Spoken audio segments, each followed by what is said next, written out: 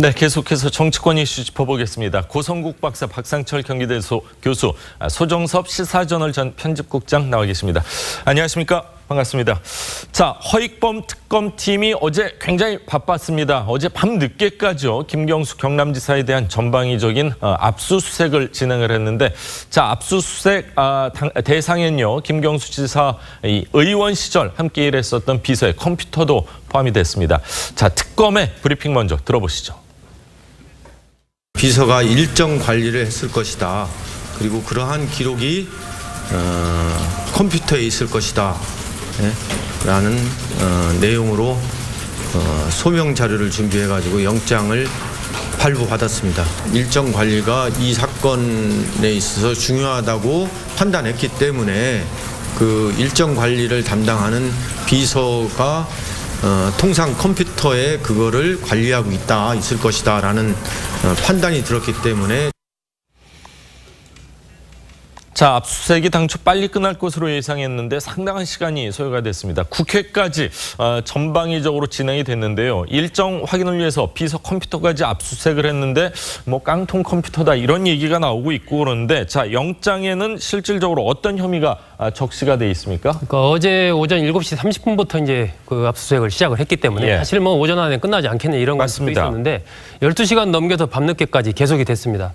이렇게 압수수색이 길어진 이유는 이 공용 하드디스크에 들어있는 김 지사 관련된 자료들을 이제 디지털 포렌식 장비를 통해서 하나하나 내려받으면서 그걸 대조 분석하는 과정을 거치기 때문에 상당히 시간이 좀 많이 걸린 것으로 알려지고 있고, 영장에는 뭐 2가지 혐의가 적시가 된 것으로 알려지고 있습니다. 일단 김 지사의 신분은 피의자 신분으로 특검은 보고 있고요.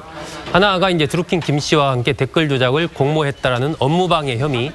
다른 하나는 드루킹 김 씨 측에 오사카 총영사 자리를 먼저 제안을 했다라는 이제 공직선거법 위반 혐의. 김 지사가 먼저 이제 그 자리를 제안을 했다는 것입니다. 이 2가지 혐의가 영장에 적시가 돼 있고, 어제 압수수색은 김경수 지사의 관사 그리고 사무실은 물론이고 국회의원 시절 사용했던 업무용 PC, 그리고 그 당시 보좌진들의 PC, 또 일정 담당 비서의 PC와 핸드폰, 이런 부분들에 대해서 압수수색이 이루어진 것으로 알려지고 있습니다. 일각에서는 이미 뭐 김경수 지사가 의원시설 사용하던 컴퓨터는 다 완전 폐기가 이루어졌기 때문에 파일의 복구 자체가 불가능하다 이런 얘기도 나오고 있는데, 뭐 깡통 PC다 뭐 이렇게 뭐 얘기도 나오네요. 그렇습니다. 그런 얘기도 나오고 있는데 특검은 일단 마지막까지 복원 작업을 하고, 그래서 김 지사의 당시의 동선과 그동안의 드루킹 김 씨 그 일당들의 어떤 진술 이런 내용을 상호 비교해서 정확한 동선을 확보를 하겠다라는 것으로 보이고, 그 핵심은 결국 2016년 11월 8일에 그 파주의 느릅나무 출판사에서 있었다는 그 킹크랩 시연회 과연 이제 김경수 지사가 같이 그것을 보았는가 여부에 지금 현재 특검은 모든 수사력을 집중하고 있는 것으로 그렇게 보입니다. 우모 씨, 뭐 양모 씨, 언론에는 이렇게 나와 있는데 김 지사가 그 드루킹과 함께 킹크랩 시연을 뭐 봤다, 뭐 이런 진술을 확보했다, 뭐 이렇게 보도가 나오고 있습니다. 자, 그런데 앞서 영장이 한 차례 기각이 됐습니다. 하지만 이번에 받아들여졌기 때문에 시간도 사실은 좀 많이 지났고요. 김 지사가 쓰던 국회 PC, 뭐 비서의 컴퓨터도 포함이 됐다고 하는데 또 뭐 복구 불가능할 정도로 다 지워진 상태다, 이런 보도도 나오고 있습니다. 압수수색 시점이 조금 늦었기 때문에 유의미한 어떤 증거가 나올 수 있겠느냐 좀 우려하는 목소리 나오는데, 고 박사님 어떻게 보시는지요? 네, 지금 뭐 특검에서 나오는 얘기를 들으면 뭐 그런 우려가 현실화되고 있는 거죠. 그러니까 다시 한번 이 3월, 4월에 경찰이 이 사건을 조사했을 때 왜 최소한의 압수수색조차 안 하고 사건을 몇 달째 이렇게 하다가 특검에 넘겼을까?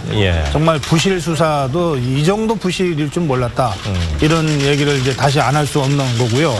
그러다 보니까 뭐 이 깡통 PC라는 단어까지 지금 나오지 않습니까? 자, 이런 상황에서는 특검이 할 수 있는 다른 방법, 이를테면 그래도 어쨌든 지워도 다 100% 완전하게는 지우지 못할 거다라고 하는 뭐 범죄 심리학의 어떤 전제를 가지고 그래도 한번 최대한 자료를 뒤져보는 것과 그다음에 이 자료만으로는 도저히 범죄 입증이 어렵다고 할 경우에 여러 가지 그 다른 객관적 정황들을 이 자료와 이렇게 퍼즐 맞추게 하는 수준으로 가서 입체적으로 조사하는 방법밖에 없죠. 그렇죠. 근데 이제 그 과정에서 조금 전에도 그 보도가 됐습니다만 그 김경수 의원의 기사가 그날 예. 저녁에 그 시연회가 있던 날 그 예. 인근의 식당에서 카드 결제를 하고 혼자 밥을 먹은 것이 이제 확인이 되지 않았습니까? 예. 물론 이제 진술은 들어봐야 됩니다. 뭐 그 사람이 혼자 그 동네 볼 일이 있어서 갔다 이럴 수도 있는 거니까. 뭐 오비라길 수도 있고요. 그거는 예. 조사를 해봐야 됩니다. 예. 그러나 이제 이런 상황에서 여러 가지 정황까지 가지고 퍼즐 맞추기를 해야 되는데 아까 소 국장 말씀하신 대로 핵심은 킹크랩 시연회에 김경수 의원이 참석했는가. 예. 그리고 거기서 어떤 형태로든 사인을 줬는가. 그 사인은 말로 줄 수도 있고 뭐 고개짓으로 줄 수도 있는데 말하자면 이 댓글 조작을 위한 그 이 프로그램이 킹크랩 아닙니까? 예. 이것이 제대로 작동됐는지 그동안 자기들이 구축해서 이걸 한번 시연해 봤다는 거 아닙니까? 그렇죠. 이 자리에 만약에 김경수 의원이 참석을 해서 시연을 보고 그리고 이거 해도 되겠습니까 했을 때 고개를 끄덕이는 형태로라도 하라고 하는 뜻을 표했다면 예. 이건 이제 지시관계가 되는 것이니까. 드루킹 얘기로는 뭐 이런 걸 보여주냐 뭐 알아서 하시지 뭐 이렇게 했다는데 뭐 그건 뭐 네, 드루킹의 그거는 일방적인 드루킹의 이야기고요. 일방적 예. 주장이죠. 어쨌든 이 부분의 사실관계가 밝혀지는 것이 예. 이 김경수 의원의 혐의를 입증하는데 네. 가장 중요한 이제 단초가 된다. 뭐 일단 특검의 그 초점은 거기에 맞춰져 있고 예. 제가 봐도 뭐 객관적으로 그렇게 수사할 수밖에 없을 것 같다 이렇게 생각합니다. 예. 박상철 교수님. 네. 예. 역시 특검의 존재 가치가 이제 살아있는 권력을 향해서 예.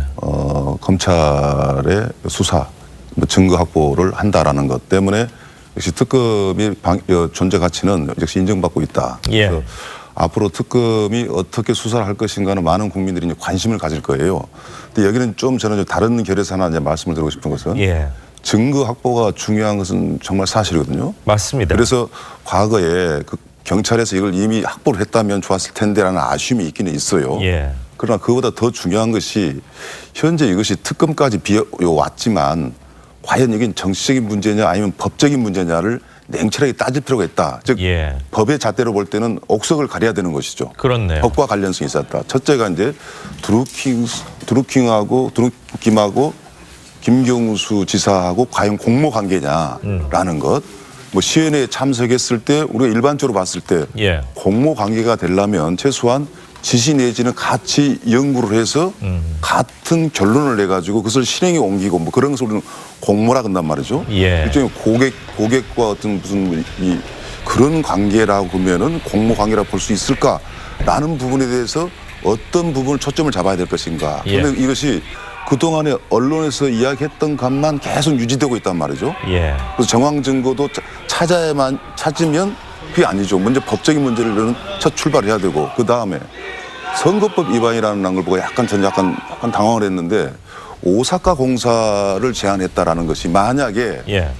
그 드루킹스한테 김경수 당시 이제 의원이었겠죠. 선거운동을 도우면서 당신이 이러이러한 걸 도와주면 오사카 공사를 줄게라고 하면 매수 행위에 들어가는 거예요. 예. 그러나 제가 알기로는 상식적으로 오사카 공사를 미리 말할 정도로 대단한 자리도 아니고 예. 또 들리는 말로라고 표현하겠습니다만은 오히려 거절했다. 좀 더 좀 뭐 센 걸 이야기했었는데 뭐 그래가지고 결국 이제 무산이 되는 과정을 보면 예. 이것을 그대로 받아들이지 않은 것. 그 어떤 변호사지만은 적합한 사람은 아니다. 뭐 이런 내용들이 있단 말이죠. 그래서 지금 이제 이 압수수색 영장 안에 두 가지 법률 혐의상을 넣었어요. 공모 관계냐 오사카 공사 자리 그 자리가 선거법 위반과 관련된 거냐라는 부분이기 때문에 예. 옥석을 분명히 이제 가려야 될 것 같고 그렇군요. 여기서 중요한 것은 기간이 짧습니다. 짧기 때문에 정치적인 어떤 흐름, 소위 언론 플레이라는 거죠. 그걸 활용하면 수사의 효과는 잠깐 있을 수 있지만 예. 이 짧은 기간에 수사를 하다 보면 보다 법적 사실적 문제에 파고들었으면 좋겠다. 그러면 누가 봐도 기간이 좀 짧구나. 좀 더 늘려야 된다라는 이야기가 이제 연장이 되기 때문에 예. 보다 제가 항시 하는 이야기입니다만은 법률적 문제에 초점을 맞춰가면 훨씬 효과적일 수도 있다라고 생각합니다. 자, 오사카 총영사 자리를 달라 했는데 거절을 당하고 지금까지 언론 보도에 나오는 걸 보면은 센다이 총영사를 오히려 이제 역제안을 했는데 거기는 우리가 갈 자리는 아닌 것 같다. 좀 급이 낮다. 뭐 이렇게 됐는데 그 부분에 대해서도 뭐 특검에서 좀 더 구체적으로 수사를 해야 되지 않을까 그런 생각이 차례입니다. 자, 김경수 지사 소환이 뭐 초일기에 들어갔습니다. 지금은 확실히 피의자 신분으로 바뀐 것 같은데요. 정치권에서 엇갈린 반응이 나오고 있습니다. 직접 한번 들어보시죠. 수사 시한의 반환점을 돌고 나서야 실질적인 특검 수사는 비로소 시작이라는 점을 다시 한번 강조하지 않을 수 없습니다. 강범위한 국민적 의혹이 여전한 사안인 만큼 수사기관의 연장을 통해 반드시 그 실체적 진실이 규명되어야 할 것이라는 점을 강하게 말씀드립니다. 수사할 거면 제대로 하라. 대신 정치 특검 되지 말라. 만약 또 확인되지 않는 사실을 언론 플레이 하듯 흘리는 수준의 이 특검이라면 국민들이 신뢰할 수가 있겠어요? 네, 뭐 빠르면은 뭐 다음 주 초반에도 소환이 될 것처럼 지금 언론 보도가 나오고 있는데, 자, 김 지사 강금원 전 회장 추도식에서 이 사실을 통보받고요. 자신의 휴대전화 2대를요 특검 쪽에 이미 제출 형식으로 전했다고 합니다. 자진으로 이 제출을 한 건데 그만큼 수사에 협조를 하겠다, 뭐 이런 의미로 봐야 될 것 같은데, 자, 특검 수사가 언론을 통한 망신주기다 이런 얘기도 나오고 있는데 그 부분에 대해서는 어떻게 보십니까? 근데 대한민국 검찰에서 어느 정도 특검에서 피의 사실은 뭐 많은 부분이 이렇게 좀 사실은 기자들을 통해서 예. 이렇게 유출이 된 건 사실이었는데요. 뭐 아무리 관행이라 하더라도 피의사실 공표는 정말 근절해야 될 적폐입니다. 맞습니다. 지금 수사 중인 주요 사건이 2개가 있습니다. 예. 하나는 드루킹 특검이고 또 하나는 그 기무사 계엄령 문건인데요. 예. 양쪽 다 특검이고 특별수사단인데 여기서 계속해서 제가 보기에 피의사실 공표에 해당되는 그런 정보들이 계속 나오고 있어요. 뭐 줄줄 셀 정도죠. 네, 뭐. 그래서 이거는 뭐 여야 보수 진보의 문제가 아니다. 이것은 법에 규정되어 있는 피의사실 공표라고 하는 원칙이 무너진 것이기 때문에 더구나 그것이 검찰에 의해서 무너진다면 그게 특별검찰이건 아니면 특수수사대건 이것은 정말 심각한 문제다. 이 점을 우선 지적하고요. 그러나 이제 그와 별도로 경남도지사의 관사와 집무실을 압수수색하는데 어떻게 비밀리에 합니까? 어떻게 언론이 취재하지 못하도록 하면서 할 수 있습니까? 그러니까 만약에 김경수 지사가 이런 식으로 자신의 집무실과 뭐 관사를 압수수색하는 것을 기자들이 취재하는 것을 여론몰이라고 한다면 이것은 좀 지나치게 이 부적절하고 이 과잉 대응을 하는 것이다. 이건 어쩔 수 없는 것 아닙니까? 그리고 그런 면에서 언론이 국민의 알 권리를 위해서 단순히 그러한 그 압수수색의 광경을 취재하는 게 아니라 끊임없이 취재원들을 찾아다니면서 추적해서 취재 보도하지 않습니까? 그렇죠. 그러니까 수사기관의 피의사실 공표죄는 절제적으로 이것은 금지하고 처벌해야 되지만 그러나 동시에 언론이 취재해서 보도하는 것 자체를 여론몰이라든지 언론을 통한 무슨 창피주기라든지 이런 식으로 대응하는 것은 피의자들은 대체로 그렇게 대응하지만 이것은 책임 있는 정치인으로서는 이렇게 적절한 이런 대응은 아니다. 그다음에 전화기 문제도 그렇습니다. 이미 제출했다 그러는데 이미 변호사 선임을 했고 또 아주 굉장한 거물급 변호사를 또 새로 선임했는데 변호사 법률 조언 다 받아가면서 대응하고 있지 않겠습니까? 그렇겠죠. 휴대전화 압수는 그야말로 시간 문제죠. 그렇기 때문에 저는 이미 제출한 것은 참 잘했다고 보는데 사실은 저 2대만 있는지는 또 다른 문제예요. 그러니까 이미 제출된 것만 가지고서 검찰이 수사하는 경우는 없거든요. 그 밖에 뭐 다른 것이 없는가를 또 뒤져보게 될 것이기 때문에 뭐 그런 점과 관련해서는 저는 김경수 지사도 이제 상황이 좀 엄중한 상태로 들어갔다고 보고 법률적 조언을 받아서 대한민국 국민으로서 보호받을 수 있는 최대한의 권리를 지금 행사하고 있는 것이고요. 또 이에 대한 특검의 수사도 한 점 성역 없이 원칙에 따라서 이루어지는 것이 맞다. 저는 그렇게 생각합니다. 그 김경수 지사가 이제 뭐 자료를 갖다가 제출하고 성실하게 수사에 임하는 것 좋고요. 앞으로도 그래야 된다고 봅니다. 뭐 방금 이야기 나온 대로 이걸 여론몰이라든지 또 혹은 또 뭐 되게 정치인들이 그런 이야기 하잖아요.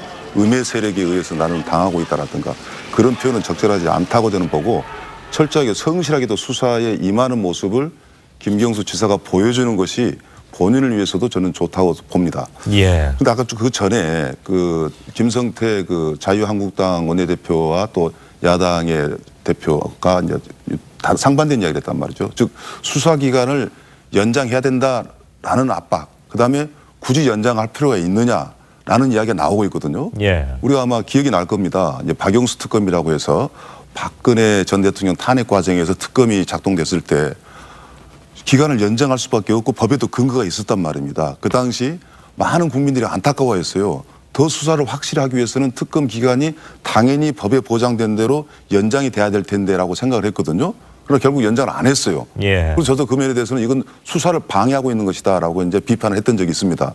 제가 아까 특검 수사 과정을 공개한 건 저는 맞다고 봅니다. 어느 정도 예. 피사실을 가지고 공표한 것까지 아니라면 어느 정도는 브리핑한 건 저는 맞다고 보거든요. 그래서 대변이 있는 것이고, 그런데 이 수사 자체가 너무 정치적으로 흐르다 보면은 예. 오히려 운신의 폭이 좁아질 수밖에 없단 말이죠. 즉 기간을 굳이 연장해봤자 그냥 알맹이는 없고 겉으로만 그냥 정치적 공방만 오간다 그러면 그게 하나 명분이 돼서 법에도 정해져 있지 않습니까? 연장 예. 안 할 수도 있어요. 그러나 이것이 법률적으로 봐도 누가 봐도 이건 꼭 더 수사를 해야 되겠다라는 것을 보여주는 자세가 중요하기 때문에 예. 정치적인 정무적인 판단은 오히려 뒤로 미루고 보다 자꾸 제가 주문합니다마는 법률적 문제와 사실에 근거해서 특검이 진행됐다 예. 했을 때 국민들이 그걸 동의를 하고 그렇죠. 여야의 공방도 저는 사라지리라 봅니다. 예, 피의 사실을 뭐 다 공표할 수는 없지만 그렇죠. 망신 주기식 이 피의 사실 공표는 정말 피해야 될 것 같은데 일정 부분 뭐 기자 간담회나 이런 건 계속 진행이 되는 것 같은데, 자, 운전 기사의 카드 결제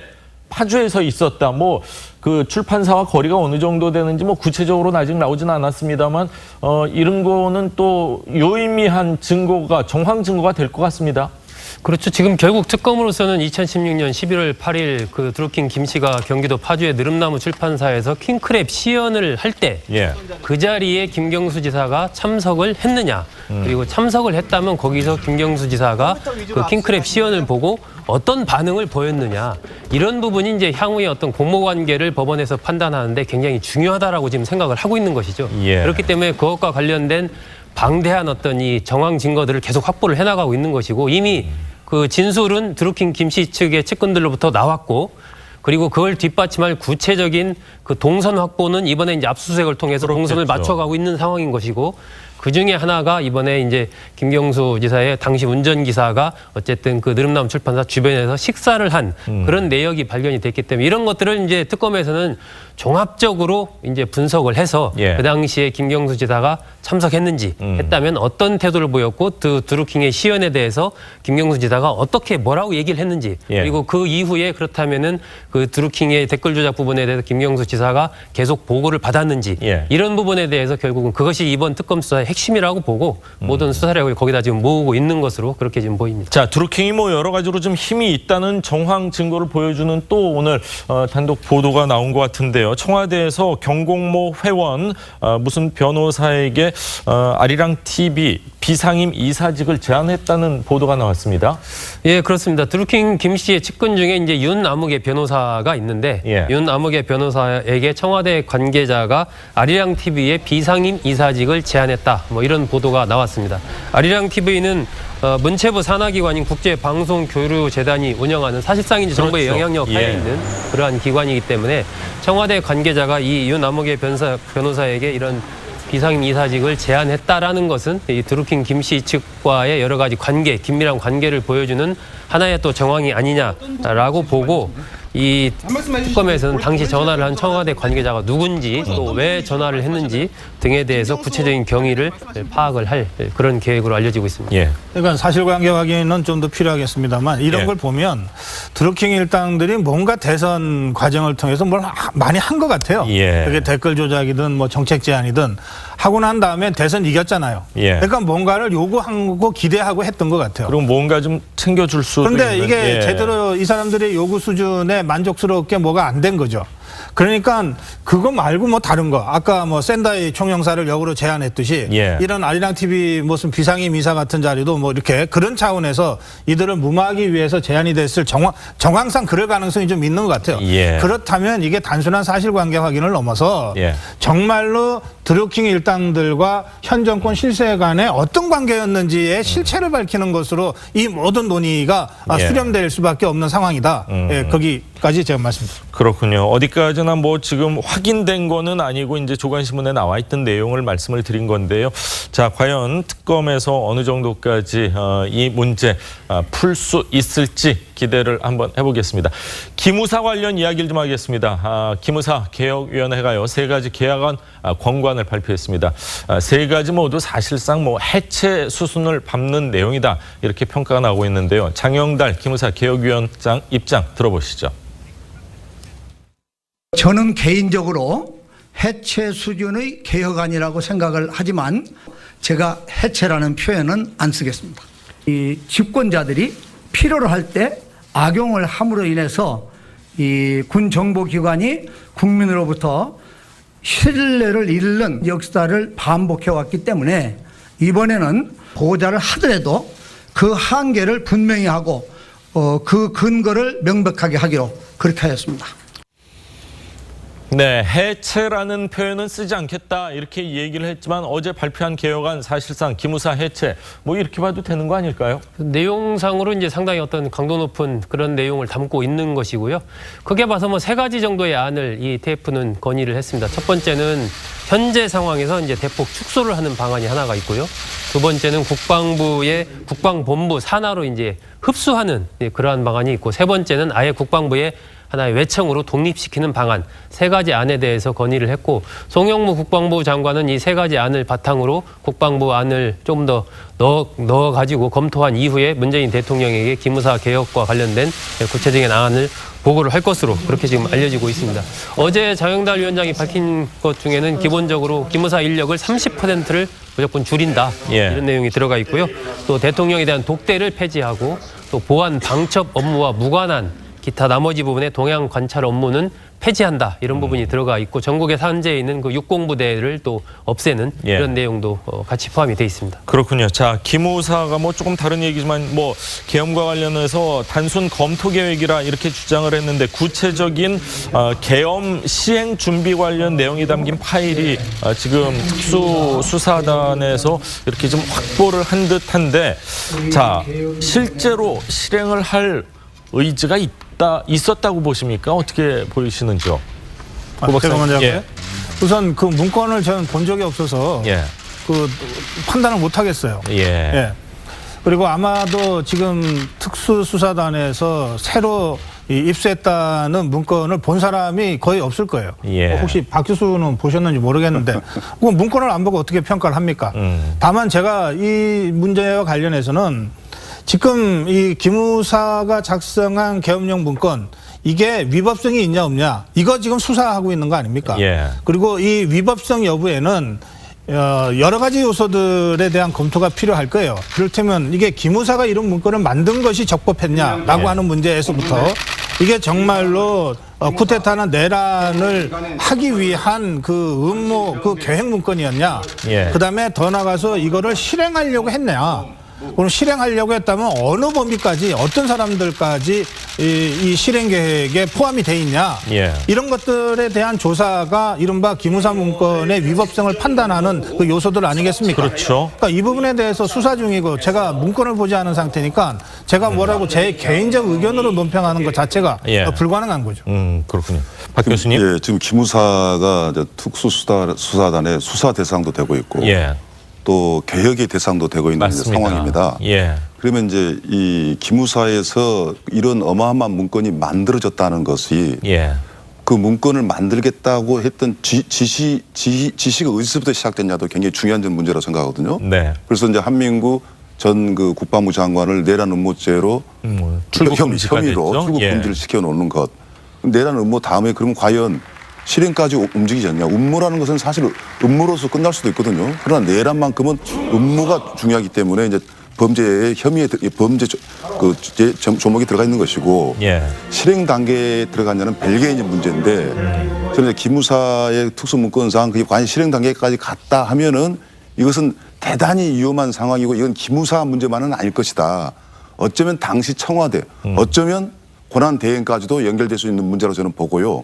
제가 간단하게 이제 기무사의 개혁 방안에 대해서만 말씀을 드리면 그 현재 상태를 그대로 놔두고 30%만 축소한다는 것도 개혁의 강도에 맞지가 않는 것 같고요. 또 그렇다고 해서 아주 국방부의 아주 아주 독립적인 업무, 국방부가 처리할 수 없는 뭐 방위산업청 같은 외청을 만들더라도 이런 그 기무사의 업무 정도는 어쩌면 국방부의 핵심적인 업무도 있을 수 있기 때문에 이제 두 번째 안이라고 말한 기구를 축소해서 한 부서로 넣는 것, 뭐 이런 것이 굉장히 중요하고 이것은 어떤 의미에서 향후 국방부의 문민화가 연결됐을 때 기무사 입장에서는 서운해할 필요는 없어요. 이게 어떻게 보면 시대에 맞게끔 변화되는 것이다라고 생각해서 기무사는 첫째 이 수사에도 적극 협조를 해야 되고 그래야죠. 또 계획도 계획의 대상이라는 게 아니라 적폐의 대상이 아니라 이건 시대에 안 맞는 조직에 내가 앉아 있었다라는 생각을 해서 자기 각성도전을 할 필요가 있다고 봅니다. 존립근거가 되는 대통령령도 뭐 폐지가 될 것으로 보이는데 자 조금 다른 얘기지만 군 문제 마지막으로 좀 짚고 넘어가겠습니다.